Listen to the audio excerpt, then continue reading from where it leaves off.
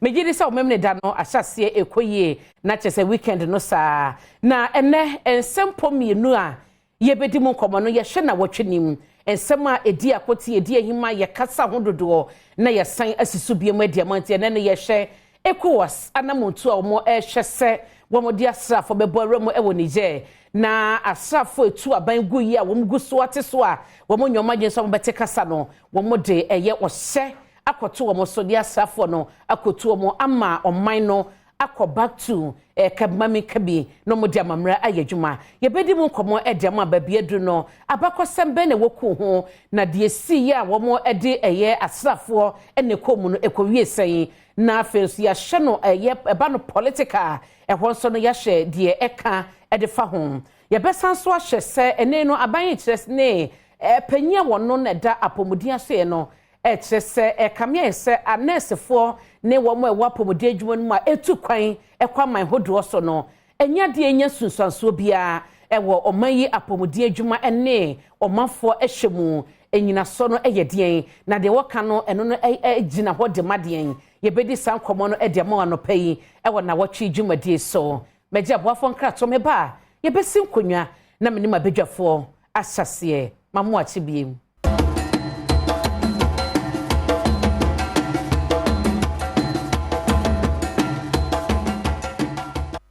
Mamima wakwaba emra Nnawotwi dwumadie so ha ye Adom TV said madi kan edi ato anim no ene enkomo a ye behye no eye oman yi mu apomudi adwumayefo ya wo mu edwane ekwaman hodro so ni nyina ye sika dwete ya baby emu ye ene wo mu dwane ede ko director general ede magana health service chese ha adwen de na so hyedan ha adwen sa esanse nyansunsanso wo man yi mu apomudi hye so ye bedi san komo no de ma nampanyifo a me no mo bekasa anopayi Honorable Elvis Morris Donko oye mrase bedwane wa brase bu kwa mankese abato empesua so na Sam Jerome no regional communication officer edima NDC ewo Western North mantem ni mu empanyifo emi na anopayi meniomu ebedi enkomo na afei yetie de omo ebeka na mehase na afei ya hye enkomodie no asawkai ese wukọ Niger manimu a abantugu akoso ama sesei no ECOWAS eba no abibrem atoyefam ho ma man woduro ni nyina no ekuo kese ya amampade nyina edrom na ye ECOWAS no omotu anamon asigina ye pinu a nanka womo ehwese asrafo etu aban ne egu ye no womo betoto nyoma nanka asumdue mu ne abutemu no womo san dane nyoma ama omana san so akokabma mekabi na ekamie se ekitahudi akoso nyina no asrafo ne tu eye Niger aban ne gu ye no womo ntekitame entijame womo nyoma dwen se womo de sa ehihye no ebeye dwuma ama bosum ye de toso edu na ECOWAS mpanyifo edi betu dwa mo konhyiamu ewo Abuja Nigeria eno mo de betu dwa se standby force na kyese amanya wodro na womo nyina kekambom ebeye ECOWAS no wobi afa na asrafo enyina nkyɛn na womo toto nyoma edura womo nyina ebeboram na womo de asrafo akodi sadwuma no eno komo ne ede hyase na no ya woda ene enura no eba ECOWAS ya asrafo mu mpanyifo ebeye hyiamu ewo Ghana ha na ekowie sen yebedi san komo no nyina ede amawo mema mabedwafo akwaba na yense enkomo no ase MP wo abrase bukwa mankese constituency Elvis Morris Donko Honorable akwaba pacho boko die na constituency so te sen nyamina adom boko oye enda na se na mi constituency okay me ye number of projects bi me project partners oye NGO fubi na me nyone ka bom na ye ka ye eko krobi ofo homusunkwa ye commission 2 water project mechanized water project okay na yes and so ye WC toilet a 8-seater onto a small community which was good sisi amenyoke say ye see a complete clinic okay over focus on imbesiafu one awu once and some na lab na ze wa abreja bankrom ono so ye monitor project it's going very well onye aban na Orbo Hoka, or I'm a NGO, be a partner with another NGO. Our NGO near friend saying Alliance for Youth Development. Okay. Yeah, I'm starting about 17 years. Oh, okay. I'm starting NGO. And some put on BDMP and I'm busy MP. Yeah. Mate. It's going well. Now, my face into Gray, the penny I hear me. Amos my community, or but say Asampa. Amos my community, our Brassi Bukamankasi. Maybe some could be Bokodo to go her. But may catch a Mamma for a mamma, Nesokakram, Mamma for our Masma. The next week here, as some day as some papa be, Amasma, and so be unfanaso into home. Mate. Meda say Abra Sebu Kwamankese Mrasibijani enono na Sam Jerome regional communication officer at the NDC Western North region. Sam Martin. Me just mini about. Let us say. Nyame adom. Ana pay the one FF. Oh, me that say. Abandon koye but nyame adom. What say? Na region mutis and Western North. Nyame adom Western North. Boko. Ma me fa kunye soon. Inchia Western North addition nyina. Ma me mbo mi mu asem fama the next president of the republic, His Excellency John Dramani Mahama. And NDC paying fire then. Aka nyina. Yensu yedi ya fashe kese ewo yin krum that is 64 nti elio festival na ya sha ase no so no nananom ne amanfo wo ho nyina nso no eyade obi ade ne ho agimu nchia ya regional chairman Makeledu Bigedu owo regional oye adwuma na nchia kese nso memfa ma honorable Felix Kwachofusu nyame adom NDC ayi no as parliamentary candidate for Abra Asebu Kwamankese. Na I know says I will share a banya ecosia you will be a to say enya ban papaya. It is a clear testament saying Yamea Duma come what may. A year December a year 2024 there. Yankin Bani na Ura Felix Kwachofusu. Yamea Dumna when we need Abra Sebu Kwamankese. Juma a year Elvis say you know choose what me to know. Uni bottom kam ka se fan sa show bottom na me ide na me hwe se be si bibi so so what I say because o hwe na say on say yes on kwa to medical defense ana me boa enti na ono abote ya o kan enuoma widen waye sabi obi mfa ne sabi nkum nche na jafi o enti ne ayem ye nso ne enuoma bo na ekoso nso no would he be able to speak to it so what I say he wouldn't be so I think say ni no so wo hwe de ekoso wo man ni mu a Abra Sebu Kwamankese phone, so they are very discerning people.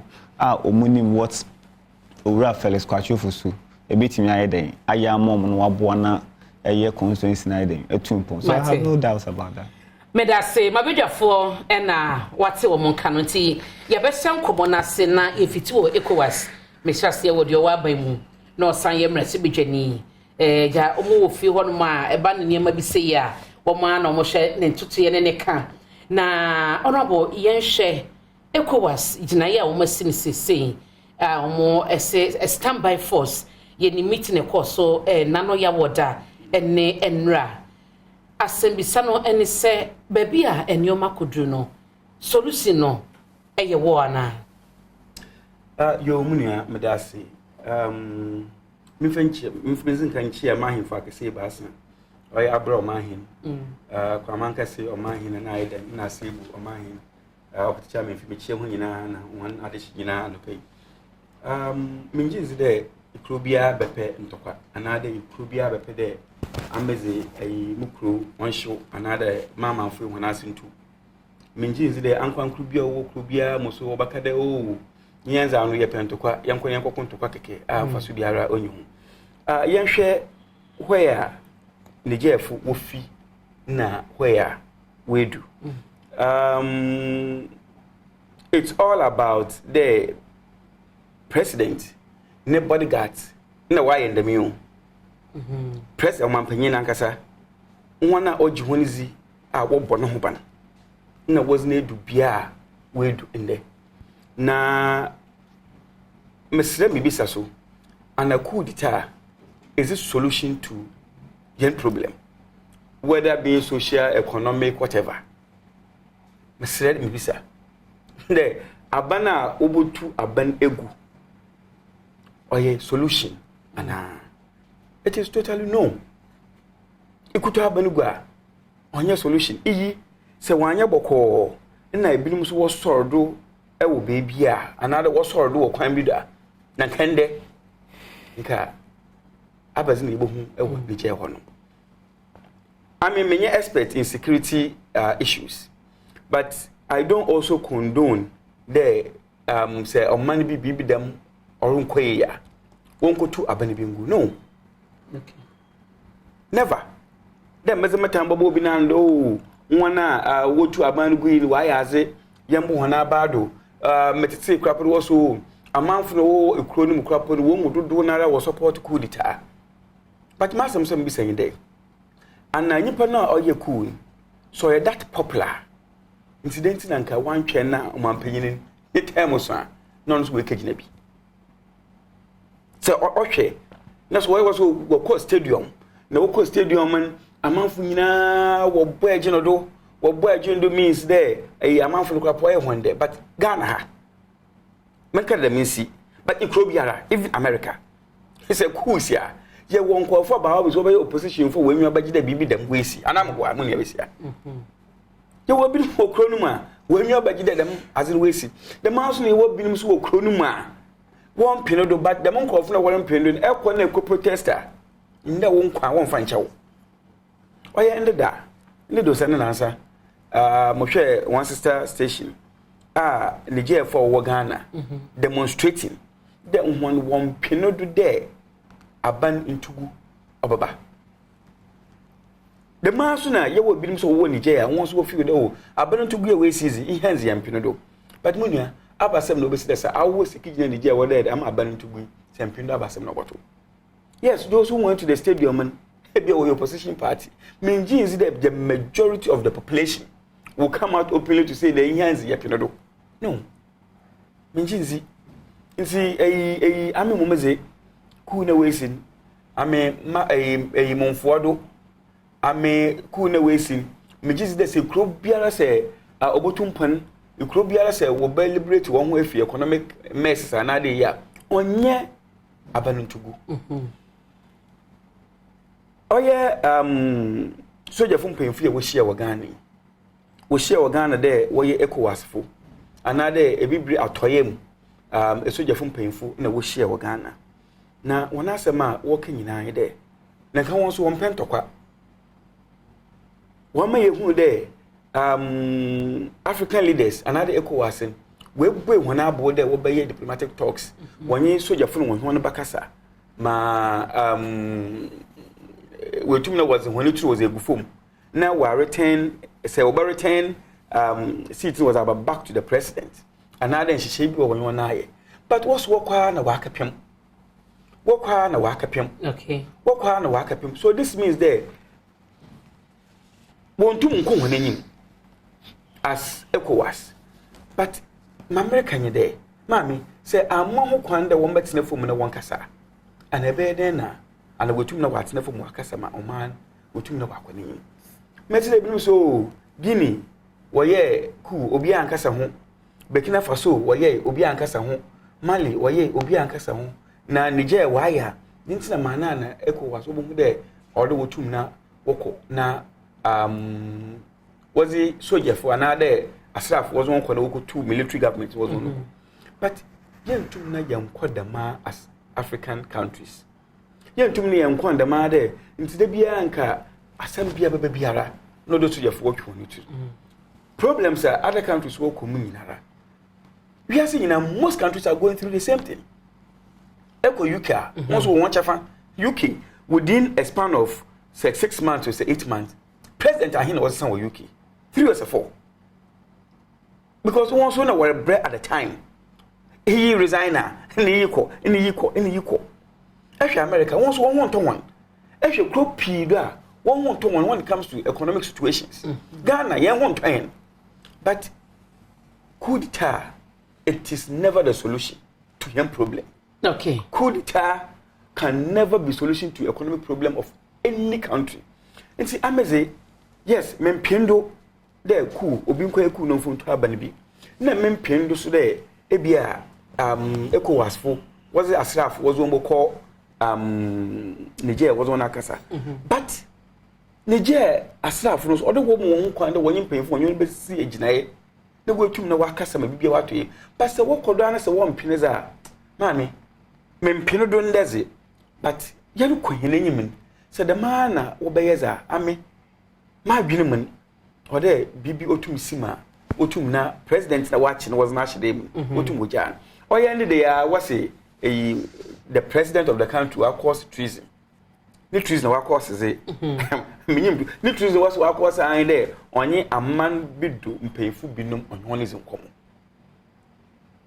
ni treason wa cause an no that he is talking and no charges some dey born no dey ni ko gina court yes what's it yeah won was a treason but mami some ye president na se menyi oman bidu panyin menyi kasa some ye president na se menyi international organizations bi menyi kasa. Does that amount to prison? To treason? No. But on said there was a obia condemn say abantugu ebesi. E na mano eya so common. E wo ye party ha. Unyini se empanyifo na nkase no motete so sa mampani no. Wo mo ne ye bi ni ade no. Eni omanfo no enkoye mo omanfo no.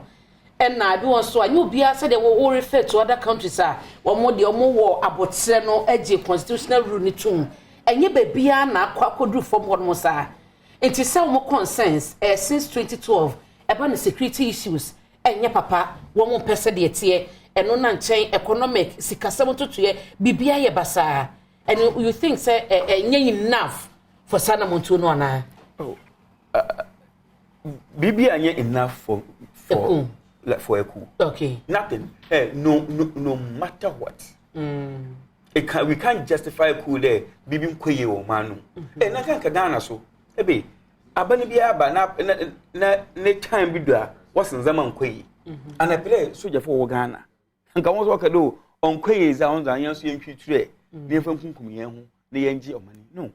Dem bring we twem. But to give so bia ne kwan o fa so a or ase or endure pain and I say, yeah, Obia ne said, we can't justify. Okay. You have to be justified to be as on ye in no day tree. Maternal. And now, if you cook crofo. And I must say, ye or ye peaceful. Na say, binum so sorrow, baby, the binum so sorrow, baby, in case you me mufu, moframa, na hena my minimum besiafo, in cover for him. And I say, nothing should justify Obia obey you. No matter what. Me that say or justify do be quite cool no from to Mami ko Sam the topic I can ECOWAS standby force as military chiefs ni na agye tum say o ma ready. Ye na woka.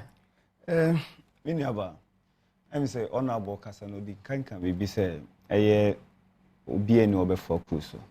Let me say mije sa asem no kan ye den etum because Oba Ghana ha, of course, Ghana na meeting me akasa for, meeting kasa for any other country. But so Oba Ghana has say, I mean, say anybody at all, ebe so cool so. Because Ghana as a country, yenya share, will cool the term. The ramifications and I say, who's so born in the EBI day, EBI to yen. And I sound so a tasty democracy and I say constitutional rule. And no see who the implications and I say a home for so dear day. Also, even though there are some people who are championing say, so we show the democracy are practicing in Africa. Say in such a crowd different from their Abia Brofone yena, a bit suity a part of the world. But be as it may no, and no doesn't warrant to say Bia yenye coup d'etat money because my impuntu ne and can koye day a question. And sound so M1 in Colane and Martitu because if the wunya a coup d'etat a full of Abia a nipokum money and wonky canwa, which means a day a hard journey papa. So I think that those of us in Ghana there, and ya dear, yes, so a coup d'etat. So, however, Ubi obey coup biano, the pacono are signing a reason. Whether say reason is justifiable or not, no, Nipane day, any reason better ebeba. Na wutie eye wonwa aye kuya eye genatiana monia there. What they are saying is one, there's some level of corruption in the system. Ewo mukrum ho. There's general hardship. Eye day. Ewo omukrum ho. Ebionso no almost say omo former president yo motuni eye Bazoum. enya dia na obo to fight insurgencies aye den ekoso omukrom and a host of others. What are so many ya adwene and so many nya adwene? These are their reasons. My den omo ama inti say beto yasumo say ento yasumo. They've given certain reasons. Now memeti hai as a Ghanaian and as NDC ni the position of NDC and say in as much as say yen so cool so money adeno, we are also not in support. Say ye de aye troops and answer asra for bede ebeko nije akoko because there are diplomatic aye processes a bit me afaso to deal with aye some of these issues. Concerns are a woman timamufo aye Ghana for can say look say if say ye ready say ye call aye akon and say ye be contribute to ECOWAS. There are certain things that we need to make sure if we have or we don't even have. The can crampono. This is an issue as sabe kafra obeka say enche danye den emfire ho. Okay. Mpacho so what I say. That is number one. Number two. Emfire ho say saying. Oh, in a sense say Osha dia ekoso Nigeria. Don't forget to say the reports coming in HSA timamufo nankasa ye civilians no. They are in support of this coup. And said they are now bokan rightly no. And you coup abeka say a degenerating into a bloodshed. Into a man for no peneso, or Masuja for no say a peneso. Into Wukako invading. No. What is your reason? A man for peneso, but you clarify. What I'm saying is a civilians a war Niger. And 100% do. That is you not get 100%, but when you find some of the people or mufwaswa, the Albetimia ya and say obey exhausted all diplomatic they miss. Because invasion here will certainly there will be the exchange of them bullets. Because depending here ready to obey day, obey Jemwa, you are going to invade, you are going to use force. Into use force no, or no obey day, or no obey use force. Instead of their ultimus is here no, ni akwa day, akwa say asem no. And in doing that no, ECOWAS as ECOWAS na ECO no, in terms of deployment. I say only security expert for Nekasa. Me have not been to military before or police before. But before say we be me, I will empower a enemy. I be an enemy. So our asra for 10, at least also in your base 30. In order to empower a yes and the Pakona and any day, one in the Kwakono. So in terms of deployment, ECOWAS, are you ready? Do we have the numbers? Say your compa will be able to combat yes, sir, a kona yede, yekokono, ni yedin kunima. Do you have the numbers? And at the back, also, very most important, and then they say, apart from looking at the numbers, no, armament, and I say, in your mark, kodia yede bekono, do we have them? Yawana, because reports are saying, say, America and then France, I saw mobile boy in this regard. You said these people are not helping. ECOWAS as an ECOWAS nankasano. Do we have the means to fight this? Ya wonyomana ya debe kone say amoka zoze tu say then you do we have them? It is important. See a beshe. Netosu biukwampo so comes the issue of air command. Because as for there's no more contokwa omoje command. And this ECOWAS state we have francophones and then we have anglophones. One Cabrofo name, one any day, and Cabrofo. So who is going to lead who? No, but there's a commander for the ECOWAS. Please, I'm coming. I'm just building for that's why you have it. But also what I say. So the issue of ABR command crampono, how is it going to be? Kasa be muni yebe use and ye use kasa mua obiya den etiana. But so we say ECOWAS no military chiefs ni na abere meeting and then na sane I know. Nti unyi ni sesane ma we nyina no ombe consider say no to say no. Eno nche say Kwesi Asare oye ABR sergeant Okobi no all of a sudden not a French. But what I say? It doesn't mean that or a French all of a sudden. So some of these measures, that's where we are concerned. Some of these measures should be what? Should be put in place in order to ensure say bimpa in the event say yakono ye nya any challenge bi in that regard. Do we have money? Because over Ghana, Ghana is crying. Yiniska, apart from 48 billion krompa, 80 billion ye writing or 48 billion kra still ye day yisu Do you have money? Nigeria is crying over Sika. Cote d'Ivoire is crying. And these are the 3 most important states because of more resources in Poyede. And the issue of even roots are here than Yefa. Don't forget to say, to get access to Abia Burkina, Guinea Crown Pono, is this how you're going to use Burkina? You're going to use Mali and stuff. So if you are using Burkina, Burkina has declared, say, Obe aligning with Niger. Okay. Obe aligning with Niger. So the only route be accessible for you to use, is Nigeria, and then you use Nigeria to go. So there are a lot of factors we need to consider as an ECOWAS, and particularly as a state. Say Ghana, say a sovereign state, say, what will be the implications thereafter? If you say a dear why day, if you dear now, these Americans and then these France people who are saying, say, Omobe with truth, money, and Honkeka, don't forget, say, we are going to fight a Niger army who hitherto are not even till now. There will be BIFN there, Sahel 5. And these people have been trained with the ammunitions and the armament, ASR, US, and then these France people, So already, these people and Kofua, they have been battle tested. Omo desert, so do we even know the terrain? So I am concerned because me no say me now for be me soja for. Makonta ye soja ni, Minya ye soja ni. I have a lot of people in the army. Inti no nka say ebia sebe kafo ebi mo man na say ebi mo yire mo na say ebi mo ebusuafo so they should go. Because yes sebe account 90 na ye dey. Okay, so we need to be very, very, very critical when it comes to say they discuss these issues money and honkeka. Ukraine and Russia over a year now. When put there a war, nipe woo properties are being destroyed. I didn't in America form invasion. I didn't in European countries no they don't go there. Okay, I would say. Do you understand? But they are still talking behind. Nancy African leaders. Man called Russia. So money put in Kwakokasa. So why wouldn't we use all the diplomatic means to deal with some of these issues? Elvis or no. The Yaki Kenyaneko was in Semino. Burkina Faso ni Mali.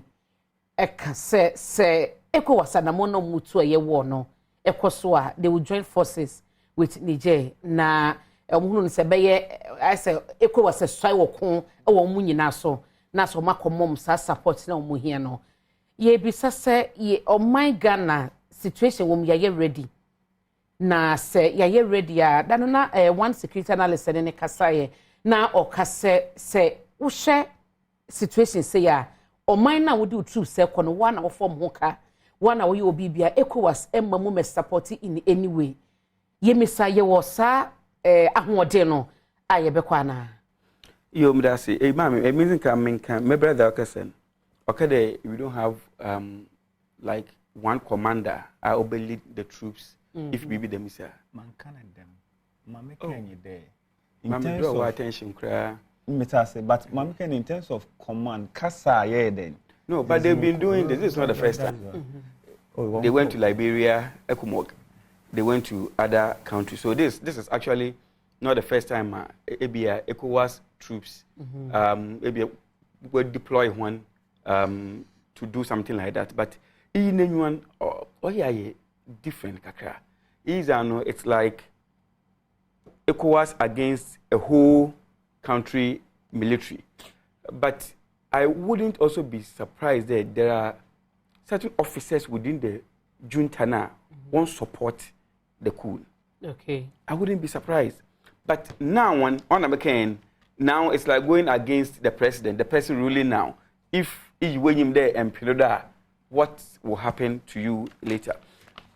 Sika, if Ghana, we are to send our troops there, Ghana na, it's like entirely, Yabaka de ECOWAS. But Ghana so now wasn't because ECOWAS and Oisika. Them in Kunkru or ECOWAS in our Wutien, ono, na washing was about ECOWAS no bra. Nti say waka da woroko ekunu sisiara.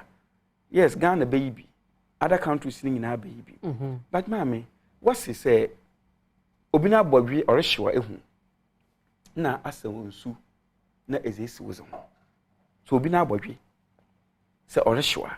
Kisi ya Guinea, Mali, Niger, Burkina. Aha. Say yentum yanye bibia amfon as West African countries are. It's going to spread out. I mean, on your way, we are enjoying our peace. But what shall I say if baby?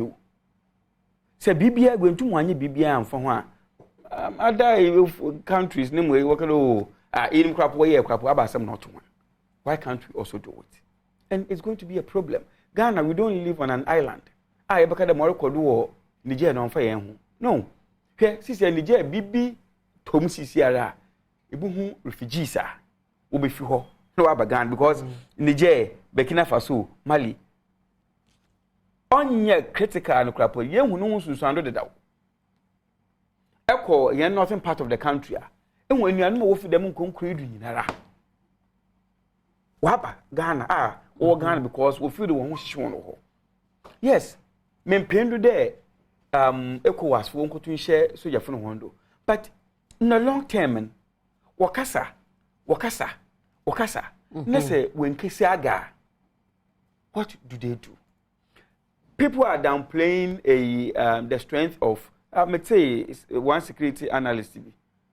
No, or so Ghana soldier for Crapodo, you and Fu decorate Ghana soldier for they are the best abazabaze in the whole of West Africa.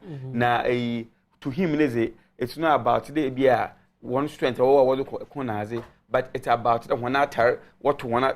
Come on, how can we even say this? Okay. Downplaying our whole army? No. You see, our peer catch them there, young Ghana forces no word in the bearing. No. There are men pinned there. One for Ghana, so you be on Funkagina could loosen and I don't loosen. And okay, I can be couple there, young Ghana, so you are walk or bar, Nancy Chada. How can you say this? Yes, a beer. Nipan, we're training how what born home. And there are people who go to other countries for work. It been one sector. It been one in a car. So you can't use that as a yardstick there. Ghana so you for crapon. Bibi pepe biara or you no. Open the master masrow. The master is on men can say young con to quality and you'll be reckoned to car. That doesn't mean that our army is weak. Okay. No. Say young con to quack the Ghana your cocoon to quack. Yes, we'll be con to quite be on Chadon's on no who has an arm we would do. But say young con to quack as a country, it doesn't make us weak. We've been engaged in peacekeeping, we've been engaged in various things, but with discipline. Okay. Ghana, if we come out successfully, and say, Mameka make case to do it there. So, if we are Mali, no, I mean, Niger, Nazia, yes, France for no training one, France for no one ammunitions. Was the one operations, was the one Zeminara. In the Babaka in the way, France for no build them from one capacity. But building one capacity, don't phone to happen. Okay. Well, building one capacity, the one found couldn't see one now. What could see your man? Our rebels. Now one cassa, wait your one. Now one man when you name. Okay. Mestre, and some do one no be seen. Political scientists be is to say, ECOWAS, ya hypocritical kakra, omoya nyachum. Isan sana bibibe kwa kodrum pempen so se ko beba mu no. Na said there were red flags, concerns be nipa bibe raising nioma ekoso a enkoyie se obi bebu constitution mutia obi besesa eye o minor emra esan se opese wotoa so a na okoso di mampani emre da wo se we na wo so fa so de yedwuma na watoa twe na ode ne pe na waye de ni se wo ye ECOWAS appear so munye proactive so betua na mo na toto ne man sana de besiesi no omonye ne sa esiwi a no mo chese omo wotumi watara de wasisa constitution ni nyina no ECOWAS ya we wo jitum se ECOWAS emwa kwan bi so esiwi a eno mo chese omo wotumi wo power wo ahode ne so mo de beko forthana. Yeah, ECOWAS nankasa one flaws. ECOWAS it's not strong enough. Mekaden ka BBC krapona ECOWAS as an organization them are what I can, they are not proactive. Nanka say yes, the ma. This is where we are going. ECOWAS, I mean, to me, is it? But I wanted to ECOWAS. Yenyen because still now, if you are traveling from one country to the other, or how echo. If you go to the Schengen countries, maybe get a Schengen visa, I will figure out a couple. Seroko, maybe if you Germany, next Seroko France, another Netherlands, another, like you get smooth, like passage to all these countries. But even migration of people among youngsters and young, it's a problem. And if movement of people is a problem, what about the economic factor? Even trading among youngsters and young, a problem. Say, Mikitamu cocoa factory or Togo. I would rather want to sell it to Belgium, another to France, than sending it to Togo. So, there was a problem. ECOWAS as a problem. That's why Mauritius also left ECOWAS because they felt that ECOWAS is not really doing much. But notwithstanding, say what the ECOWAS or a BBA, what the ECOWAS or a BBA, it doesn't warrant Obiade there. Won't take advantage of the flaws of that organization to stage coup. It's said that ECOWAS no so and there was so and make sure say Obia or ye under the umbrella of ECOWAS. Edemra is say ye jumana and kwankotia asafo anaso obi na so amaye hu de ye hu. Azokra or the ye hu esanso ye hu de country be a sovereign country oman be as in hold. Oman biara wo the constitution na ozi yedwuma. If Ghana parliament then no one will tum de wobayamra. So if Ghana parliament and that was they think they extend yen mandate for yen presidency to maybe another term for 15 years. Parliament represents the people. So in a way the people have spoken. Ivory Coast president Nassim on when use the same political party, he went through the back door, forming another political party. And was it right? No, whether it was right or not. And the question who say no, you see, what is the constitution of Ivory Coast and not any other country saying? Is it about the person or it's about the political party? So if there's flaws in your laws, you don't expect ECOWAS to rectify them problem no zamu. If Ghana your flaw, which your flaws so many flaws in your constitution. Okay. So that has nothing to do with ECOWAS. Whatever an American. Obekade omum rebiado. Because if he says there, like as a political party, but because their constitution never said there the person. And so also them flaws. He went through the back door, forming another political party to come to power again, which personally, I think it's wrong. But if there are flaws in the constitution, we take advantage of the constitution. Obi Sokado, African leaders were corrupt. But if African, that's why your mandate there, this is your power. Uku no there, one say kukumoti. No, you could it. But not about it to see for me. To Abanbi. That's it. Mr. Medase, some same topic now. When honorable, Ekasano say a year as I said, more certain responsibilities, including Ghana. Of course, a man can be big process, a year and who's so the effect in the air, you feel it. Of course, it's a no say.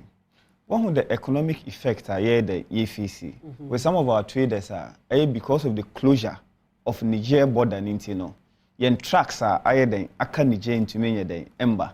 And trucks in your trucks are as soon a year goose. Oh, it be makwakoto millions of Ghana cedis money adio a deba into a economy. Ababetona trade a JD money at the other. Akoso. Now already we about a problem at the amaye enya insurance so financially on us and also the ordinary businessman sebe oye the business intina asem me say no adentina won use diplomatic means to even talk about it for the sake of unko for a year before a bit more millions of Ghana cedis at this crucial time. At this crucial time, Ghana you are instead supporting Zambia or the Ekonbeko. Now they are you think that tracks now a war and call for now. What will happen to them? What will happen to them? Now just all of a sudden, because of this decision now we're taking, what will be formed just like that? Ubi abra born in the that's what United abaye. And Nuntina NDC as a political party is championing. Said, look, let us exhaust all the diplomatic means and speak to Aya Aban because Sabeka Fro, Assembly and no one second day, Yadi Echa. The reasons are omomaye to necessitate the coup. If say you beat him, I resolve it. You continue the kind of democracy we are practicing now. There's no problem. As he rightly said, Niger is also a sovereign country. Onwanka said, it is not by force for any state to belong to ECOWAS or any organization. It is not by force. Until today, Niger, Burkina Faso are saying that they are not part of ECOWAS. Until anything that you do as ECOWAS, they care less about it. And that is why Mali, Burkina Faso are saying they will be in alliance with Niger in this pursuit. Say and don't forget, let me cancel. Nancy, African leaders need be called Russia. No, say the demeanor of Vladimir Putin. Say we coming one democratic leaders now. Shehawa oyenenim the facial expression. And I say we coming military leaders no money are there. Look at how ability. We should not. And yes, ye dada ye hon ekase. Saadi we no on the face of it. Ebia Niger and I say Burkina Faso money ade. Any no mo ye de ekoko. Algeria share border with Niger. Ete kona wa ehunu ne say obenyan sunsanso a. What do you think say Niger Algeria would do? And Algeria is one of the African countries in terms of armament, in terms of enyoma akondia yedeko. There is no African country Algeria.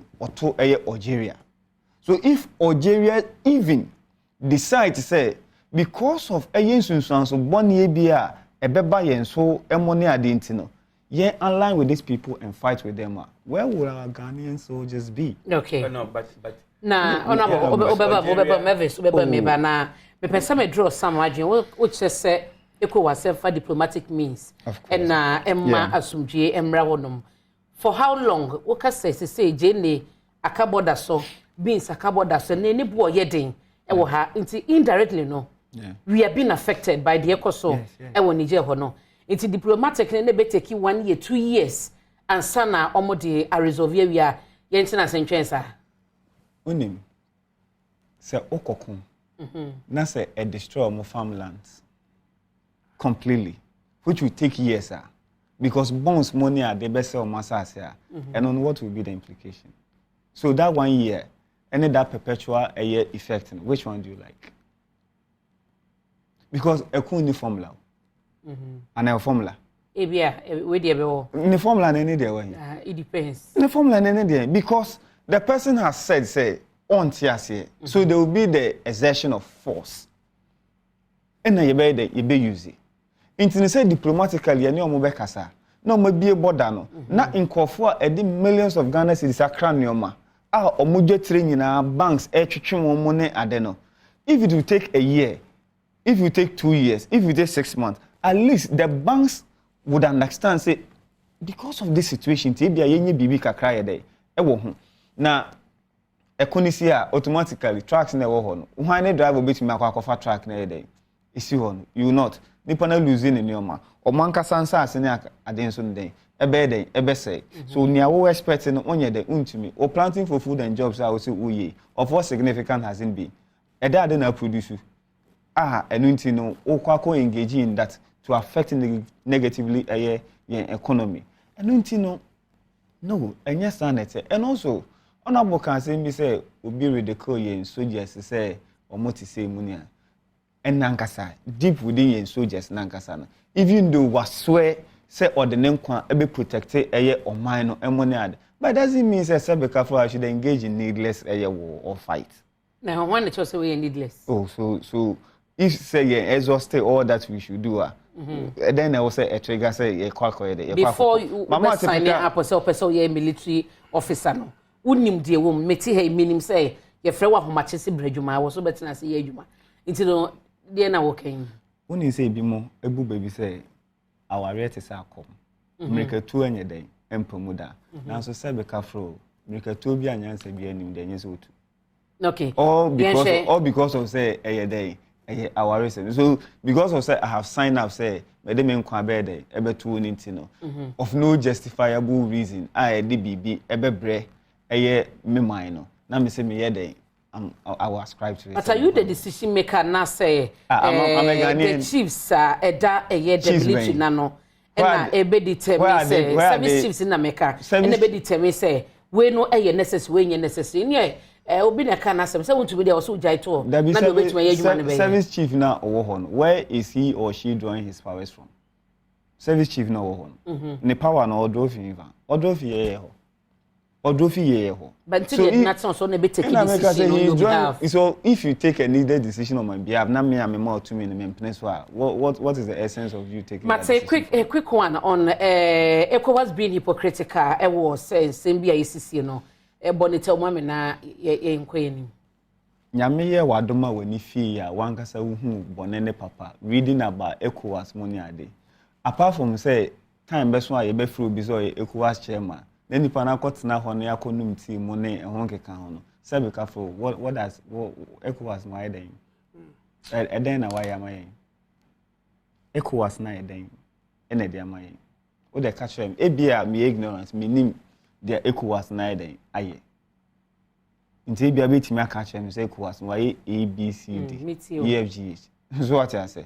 I think say ECOWAS one na say bia also to me that President Mahama because what I said the days of Ebola, President Mahama stood at the forefront to ensure say obetimi aye a fight Ebola over the West African countries by way of say or setting Ghana as main way source and and I think that is one of the most significant impactor ECOWAS but apart from that ECOWAS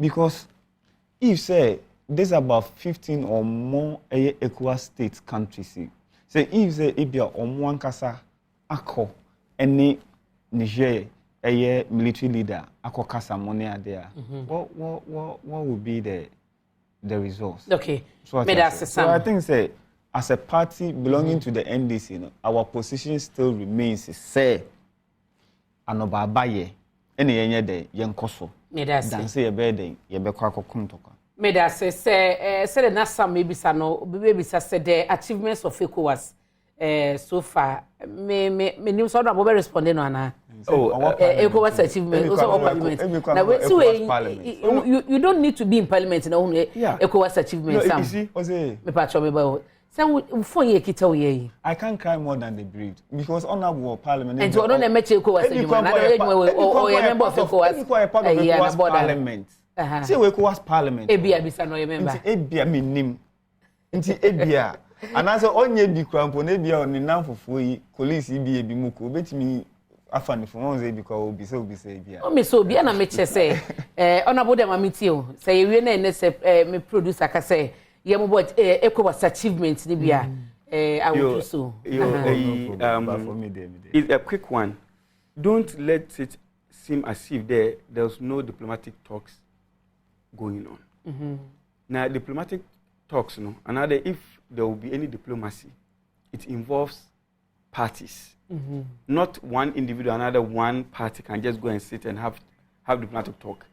But here is the case, according to ECOWAS, according to the military chiefs now, they are trying to get the junta people to sit and talk. But they are not ready to talk.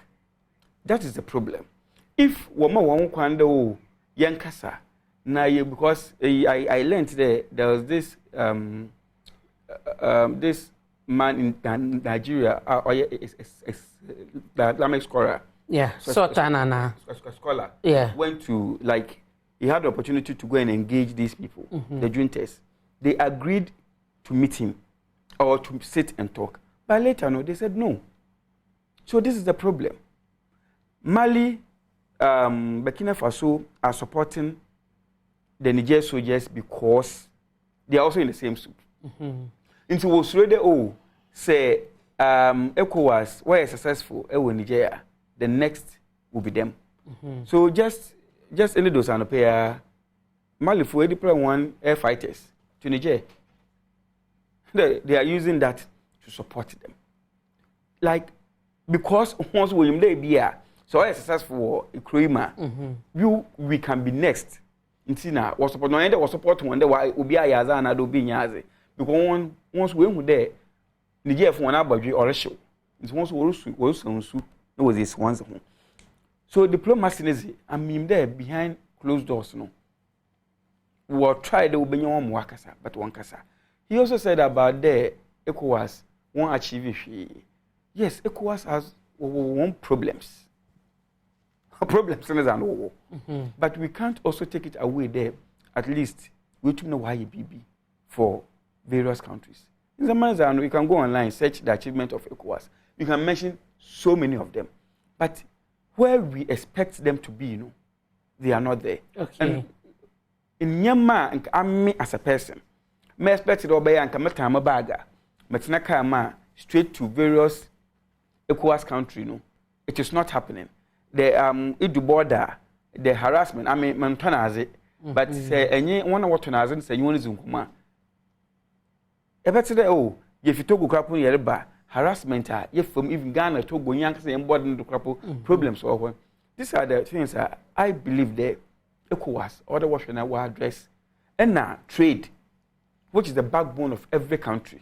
The Washington trade hope to now kodo am hen various like various countries. Me say Niger. I say Mr. Wanshe Wanka ehu. No one soon because it's a military fund in Niger. What's once they are going to build their own dam.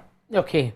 If they build one dam this year, Nigeria will be in hell in terms of electricity provision to one crop. Because our blocking sooner, Nigeria now generate electricity. Our block the Muslim. So these are the things. Yes, I believe in diplomacy, but say what can us want? What next? No, damn no, because we can't let it happen like that. Say these 4 countries, BBA is so another country will do, another country will do. Oh, it's now that should be now the same. But that's obvious. Mama call ahomaso. Dr. Sadiq Aduchum, a security analyst, and any media cosway, emo enkomo. Doc Martin.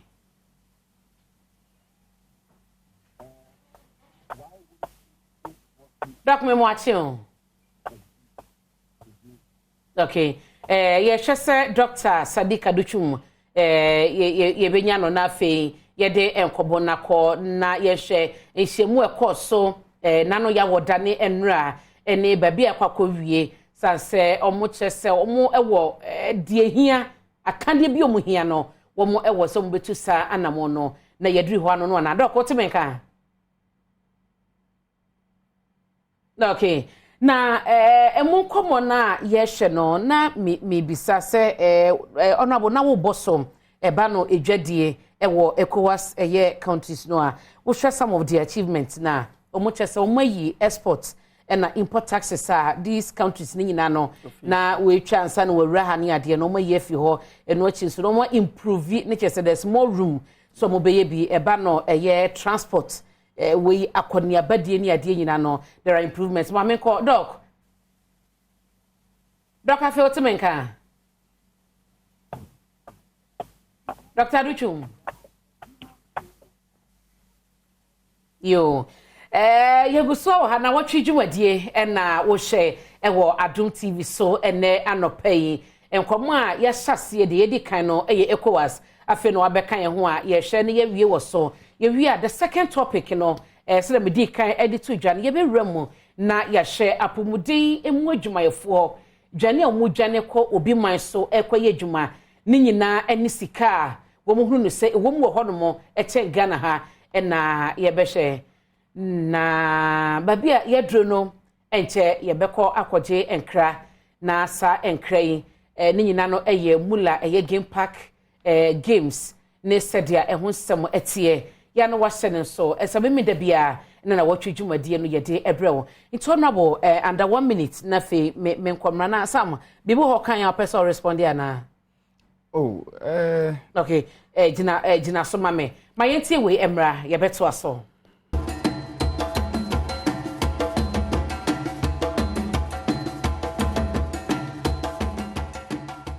mame ema wakwaba na efache yen ewo sinto kakra eba ye no fache ye pa na yentoa so ema ba bia ye druye na ye hwe enkobodie no ye be wrap up on ekwase no ye go social sebenya Dr. Sadiq Aduchum na ye ne no awie wo hodmo na asem kese ba ko a Nnawotwi mu ebeto dwa ye de Dr. Patrick Kumaboaje Director General de Ghana Health Service chese nurse form mfa no sapomode adwuma efo a efi o man Ghana ekwa man wodro so ekwa ye adwuma no ense da nya sunsanso bia wo man no so esanse wo hwe nipa dodo o mafa wo mo ewa afie twam ne susue so mo wo ene nipa dodo so a wo mo eguso efa ba mu a na chese sinto bia emamu wo be kan so esabusu metwam ye July mu ekwa na wie ye no na Ghana Registered Nurses and Midwives Association penyu oda wo ma no enso chese anesefo akatua enye ene wo masetena mu a enkon kan ti da bebrenu ana edwane no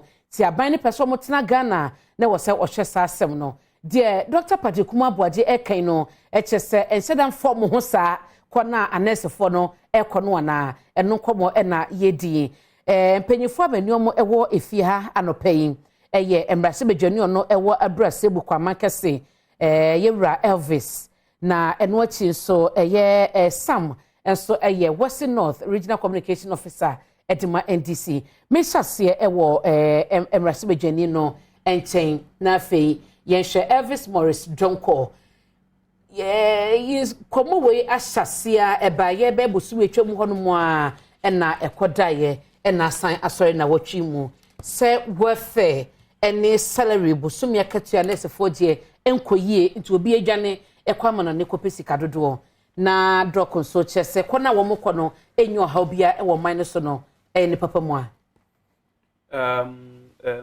muni abna me da wasipi ye fi baby na yedu bibia ye one day se ehwe nurse fo na doctors na za onye ye like health workers in general apomizina ejuma fo onye nda na washa ase da worutukwan but for the past 3 years ni nurse fo na apomizina ejuma fo wokopa last year I'm also for 2 years was the last year I'm continuing one I apply to the Nurses and Midwifery Council there over there work abrochi work yejuman where over 10,000 of 4,000 na wotum work look at the workforce ewo na say numu 4,000 say work what happens next now apart from in 2022 nkotin nurse phone nkotin woko UK nkotin worth about 1,200 UK nkotin ansana America Canada no Australia these 4 countries see na wotwen nkrofo pa but recently na Ghana no Barbados once was signing agreement bia Ghana for years nurse for years one fee Ghana years one call on no ye official even the Ghana Barbados arrangement but other ones is ano yenu anum na opere woko UK where then we do be we do but honorable Gina Sumami Wadaroma Dr. Sadiq Aduchum security analyst doc Martin menyaba da say ene obre we de obebo ne tewa mame na Wadaroma de ekoso ewo Niger ehyiemu a akoso wo Ghana ha na no ya woda ene enra efiada Gina ye wo mase mo cheso ma ye radio mo ewo akade no ese bibisa ebedura wo mo ebetimi akọ eya no ye madawase memenda anopai na menda mu nyina dwumadi so kwa mu di ase na me ra ho papa na wo hye eye yewada ansa na ye bie omo bie nhwemu ano na mpenifo ekukudam omo baaye na dia ye ka se eye ECOWAS as a block ye part of international community na yankasa ya hyehyɛ mbrɛ bi ama ye ho se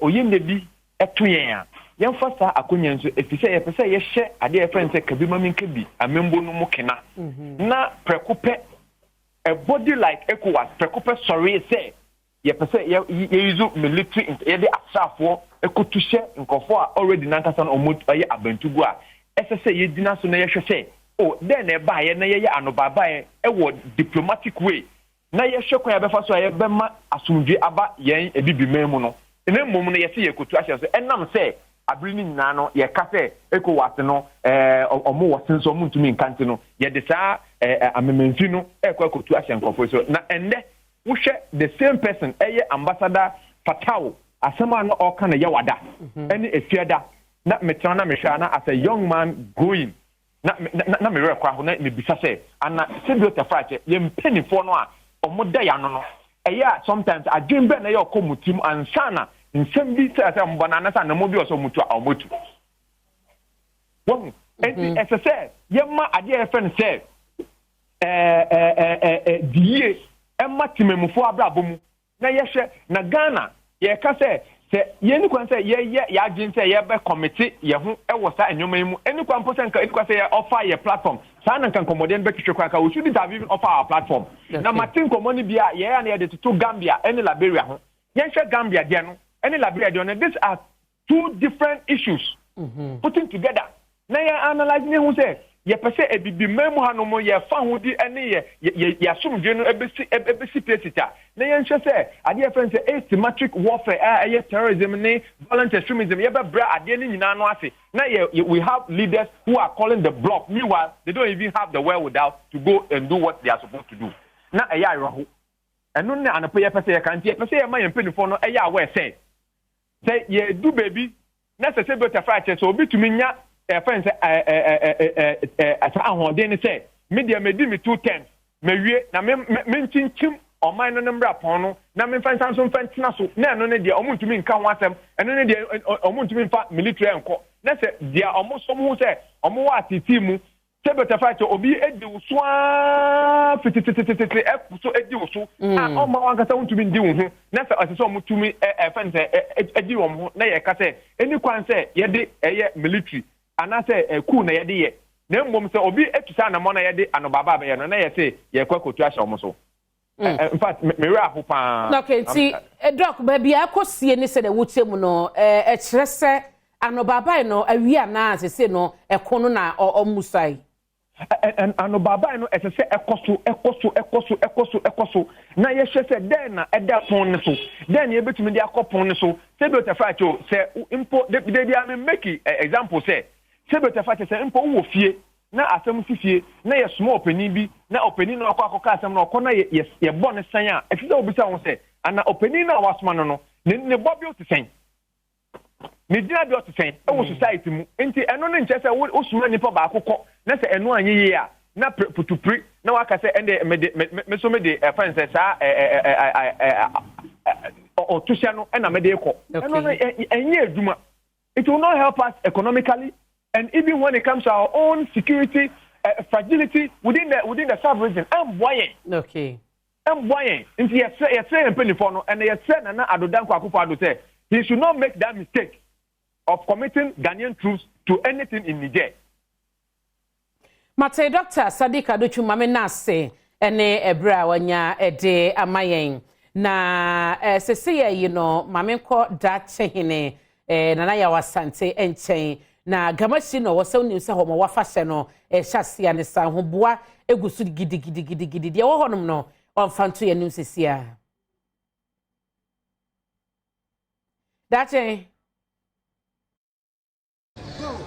Oguya mete wonka na ene ema akwaba de ewo aba gbese manche ne fie anase na hifie ewo enkran ene wonim se Adom TV egba no amamre ni amane a yen na ahwefo nyina gye atum se yetum ne wo kɔ miamia ahodoɔ ne kyerɛ wa mamre ne amane a ɛkɔ ɛwɔ miamia ahodoɔ yɛdi kan ɛde wo akɔ fragmentum mu akɔhwɛ sɛnea hɔgbɛtwotwo no ɔmu edi no saa na yɛde wakɔ wase kropɔn saa na yɛde wakɔ miamia ahodoɔ bebree na ɛnɛ yi akɔkɔba ne sɛ Adom TV yɛwɔ nkran na ɛnɛ nso so ɛyɛ nkranfoɔ ɛnɛ ɛna kyerɛ sɛ wɔn afahyɛ kɛseɛ no pa ɔmo die no ɛnɛ yɛde wu aba bepie mu ɛwɔ gamahye nti wohwɛ m'akyi a wobɛhu sɛ nipa ahodoɔ a ɔmo adrɛse yɛsɛ ne sɛ nsuo no so egugu kakra woti etututuo ne nneɛma ahodoɔ akyerɛw sɛ ɛnɛ amammerɛ ne amaneɛ no ɛha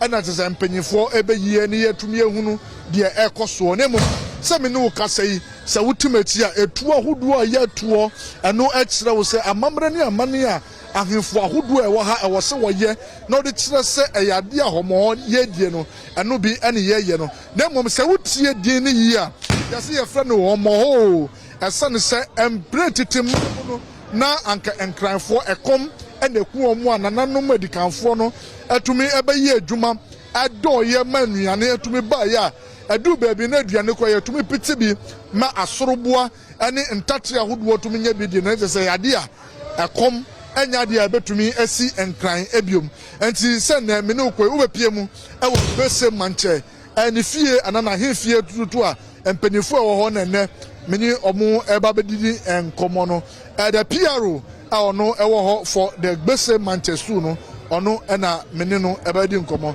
over na good morning ye morning wanga ojeko ojeko oje mlantenye yote onumodro na over na nitoma bia ke esa no gba mi acho na ke homowo mini ewu na aye omo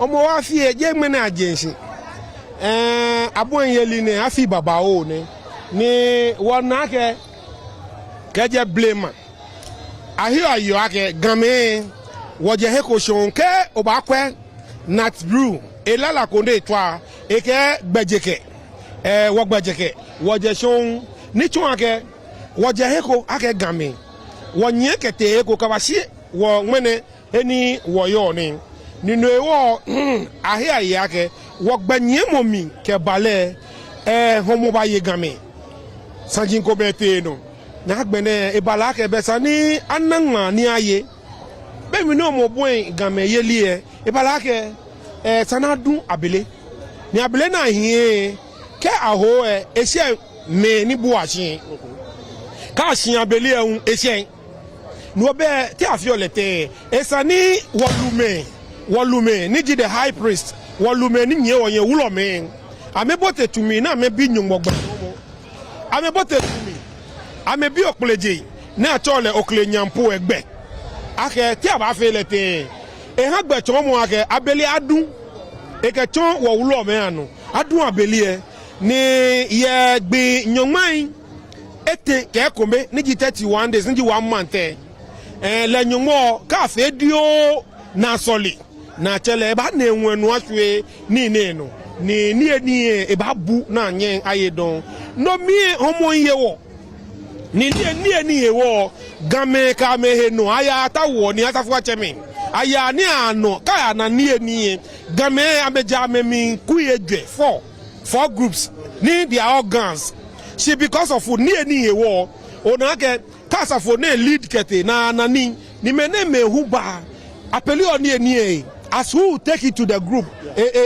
many afani eje sani nature ne ekea right no ano si agbene ye okle nyampo asa nyombo gbetomo na ana abelie ni adun na fede oba na ke dani abaye ganhomowo aye ni bi soro to na afio ekoji enma ngomi ya bana ke wulo metu osene na ya hu that is launching farm ya ba ngomi na ya hu keke no say plant of the corn aya dun ma no ji abelie ni akaya dun na ya dun abeli ni agbene abafe din na soli ni wo ba na ke so eku ban on drumming asizo ban on drumming akọ ake so moin me soro to ni fe ho aka fe o because asoli ni anye aba lele within na 31 days aya fa mo mami na ngme ko na ke ba hia na agbene na ke ngme ba hia ma yeye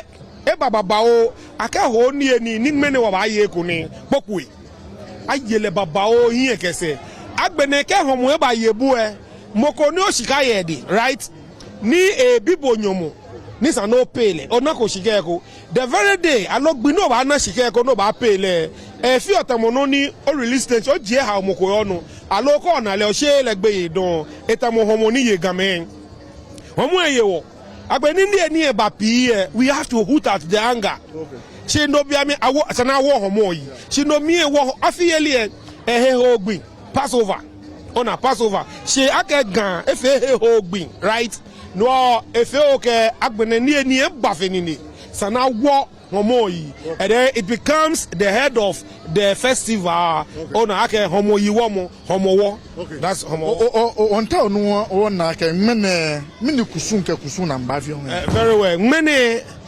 jigbe ni wo ba toshi na ye ni eni na ke ko swan no aba hwe ko now no na fi oji aba ye popu mene se wo eni aba ni wo gan dangbe fe manye na dede o madru helafi o ba mole no yo mu ete himeji abom ka ta oba ne ke ba che ne tie ku ese ba don akebe wo manye eto ezalo ejemi ni obesa ni dame afole ni obo ni wole ni asun apoku kefu oshin ehin wo so mo na kan don wo ba fe ye shian ami ni wo ke kai wo yo mu kun epoku asun no na asun aji woye mumombi ni jisisai onyo okela aye ni ye coming down because mumu egbo agbene woye watching ni wo dates ni ke wo ba le ni eni onyo ka matashi na ye in the spirit aswan ha alo mumu ngbe fan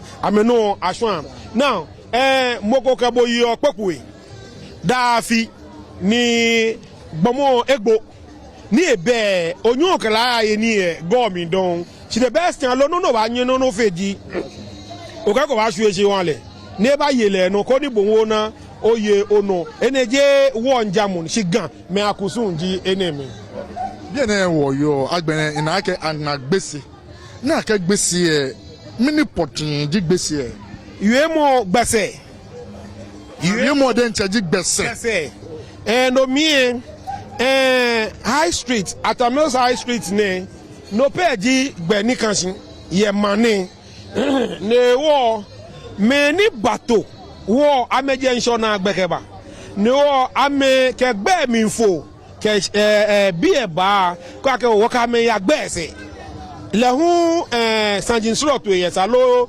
blema sanjin ye mi ni ke be me agba ni anu aka meje nso na gbe ye man swapo na ni GPMB ke nfo gbe mi ke mba ni no peji gbe ni kansin ake gbejigbe ni kansin no gbese ni fana wo you are don enti gan no and as say what should e egu ho no ye ka che say ye wo Accra nkran as say ye nkran efo amamre ni amane and na che say wo kire mu e dia kire wo nti toma hwe ni ma jemu e dia ma wo ha ye ni omutia kopim say ye bedi ho mo na wie ye be koso bi ya no ye be ma waso ate mate dache oyo adon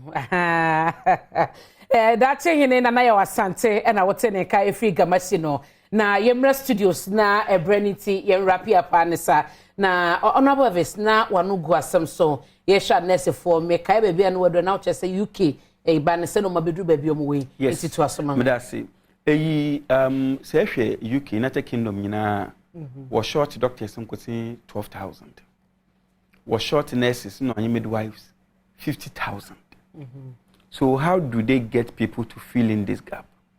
The only solution I want there wobafa nkrofo was only fee developing countries waka brofo nti say hwe yen e bibi man hade Ghana, Nigeria no onye Kenya them nkrebasin na wotwe yemu adomna pa. Another problem on my way to be one them Brexit wo fi EU because na when ya Eastern Europeans ni pima woba obaye adwuma e wo UK a wo hia nkrata sem bia but go close them chapter now Eastern Europeans won by UK biom today Poland num da dem konkro won ba biom won ba ye adwuma wo ho biom it wa ma dem shortage in wa ba pa then after COVID in we the one healthcare system gap kesi pa wo. So how do they address this problem? Ono na wa ma ye nurse fo wo for ye nurse fo no pi was one ko na nurse fo no so se wo for hona those who are 1 year certificate programs and one phone through the normal one phone ko one hospitals na another one NHI one NHS no one more caregivers okohwe mrewa na nkokra na the monkrofon nti wo deficit kesepa how there otum na what share them deficit na was because just recently one parliament they were debating on this and like they were so there one share obodu mbribi krapo na so be yere krapo ko hospital obezin da obenya nurse nyi another doctor nyi ma wahwe nti o ma pressure wa bada one healthcare system no do. Okay, that's why they resort to him sisi amanyo kase World Health Organization ye won kro bi wa mo red flag another red list was one ka red list won there the mun kro yi won tie ma amana man wo mafo hon krofo onfo no nkobium Ghana was here na aka because what hwe nyipa dodo a aye UK aban oye US aban oye Canada aban all for one as one call the mun kro na mun besia oye atete. Okay, so one hwe ya obezem de ye benya nkofukwa pon wa hwen wa ha but ma wasam ye sam hwe mu ye nti no moko no but ma sam me san ma brother wa ba mun ekor or they improve on conditions of service. Yes, Ghana han ebi so obi oye abanadwuma bi abakare na akotu anye obi bia abakare na akotu anye but yen health workers abra covid see then we obi ate na fie but yen nyina ye gitum no we essential workers who are here kroma ha nti na ho wo kwa adwuma obhwe nti we need to improve one conditions of service. That is one. Two, other aban ohwede yen nurse free bo hon ma se wo pede wo ko n'anyim e wo school same ma obi wo nurse free no bi wo so aye adwuma acher pi wo ko dey wo pe study leave no was akọ school a ebi no mo hon ba pi na so wo mo hon na nka ma adwuma kura pon wo mo study leave no kura pon ka abanan nso hon mfe kakra yi nya NDC MPP asem but aban as a country yenya policy bia ye nuanom se wo rekọ bibi dama ebutum ne yeso hon mfe kakra ebiom incentives ye be de yama enuanom incentives minimpa the UK abanansia we devote about 18 point something million dollars was ama 3 countries Ghana, Kenya, no in Nigeria. When we get this, what do we do? Ebiom, we need to retool. But man reason, remember what we need to do. Retool here in hospitals. Like mostly cheap zones, they don't have anything to work with. So it is time. Yes, mean that you were limited resources as a country, but you try na you retool here clinics and hospitals. I'm honestly sorry you more why when you need higher. Lastly, them car loan na and aban ozmo another them duty free a bina nurse for yes, some of them abused it, but I think they say aban so to mon oshe na say ozeba it will go a long way about boy nurse for ma we to na what na that's honorable Sam maminti you the honorable 5 minutes into 1 so 5 5 let me share with the man of with the man of 44 na me before break and after break cry no kra woman say ohwe ensama ekoso na ehadwen but quite unfortunately na asama Dr. Kumabwaje right kana na minim bebia ofia oyede bebia ofia oba because okomo my join online crampon I think it's on the 6th of July yeah so called Asante region and they were complaining say the rate at which a nurse for near the econo then a hygiene and affected quality health care the same vein on the 1st of July and so the Ghana Medical Association share I think a bono and the bono for more president and also not or come the same thing and in fact so Osha and some more kind or say a ban should act quickly. Not especially or more so mobile employee nurses no more sounds why your market you are some no a very important some better on look when you na say kasa asem we we need to give credit to Omampenyi John Dramani Mahama. The same thing ama me kasa ne say NDC enya a certain policy say oko baby to say Cuba produce a lot of doctors in excess ultimately because other countries na osankra nya sika ye den e di free mu eboa ne economy saa de a yenso ye benya saa akwanya anase that policy ne bi in a way say bit me training more nurses na etumi de bi mu kwa other countries na ye den yenye sika but we training more nurses no you also need to make sure say wo assisi more hospital infrastructure so there be you absorb a lot of people na omabo to improve the quality health system and as a healthcare na ewo no at the same time the excesses no o de akwa koyeden akwa diska quite unfortunately ewo aban we eso no in terms of hospital infrastructure enya de abekas widen wabon home modern NDC time you can even close your eyes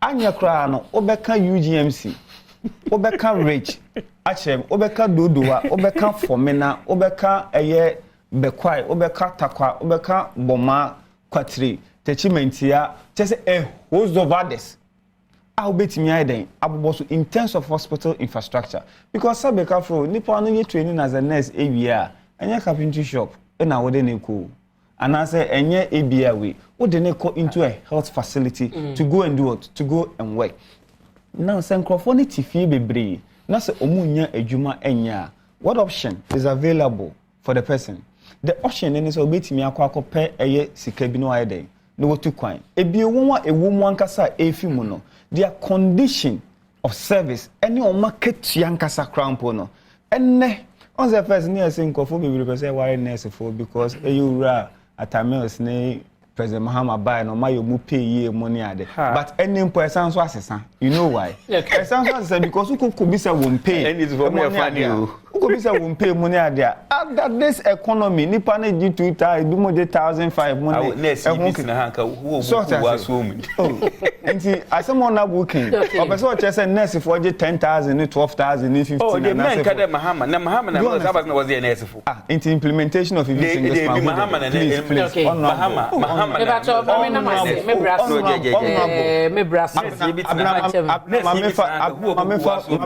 so the bottom line and in say o market yansem sebeka fro nurses baby o mubenya ye dey to other and do you know say more people want to even go and work at University of Ghana Medical Center because their condition of service is different thanks to President Mahama me da say empanyifo mienu a anope o mobeka me ho Elvis Morris Donko, we a member of Parliament, Abrasebo Kwamankese, and Sam Jerome, a regional communication officer at the NDC, our Western North region. Midwest and Opay, a dear Majeso, and ne Abena Pokua, and near Menda production crew, no, as say, AC Wahine, Frank Walanyo, Nyonato, Miaminia Bass Sarah, and the director, and Wabe Kofi Ampadu. A camera, Tina Halari or her, and sound, setting, lighting, Medamunina Sinyame, and Shamidwasi, Okonko Yadwa, and Nike, no Moody birthday, Medomo Pawati, Yame, and Kamunina Moho, Macrao, Anope.